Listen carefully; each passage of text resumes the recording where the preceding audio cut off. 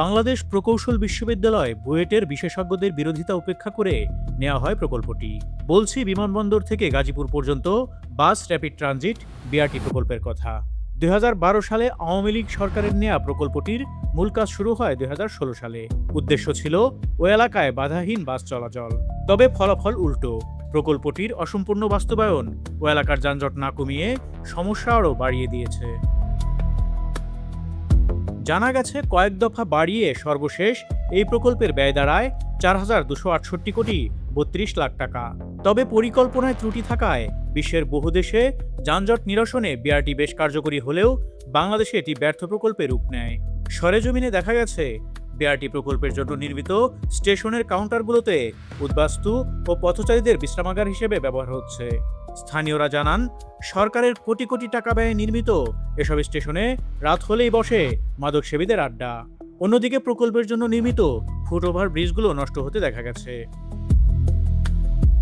এদিকে স্টেশনের বিভিন্ন জায়গা থেকে খুলে নেওয়া হয়েছে লোহার যন্ত্রপাতি।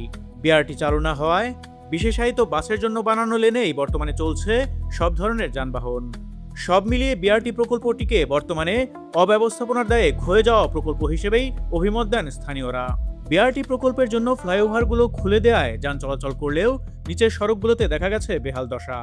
নানা অসঙ্গতিতে বর্তমানে এটি সাধারণ মানুষের গলার কাটা হয়ে দাঁড়িয়েছে।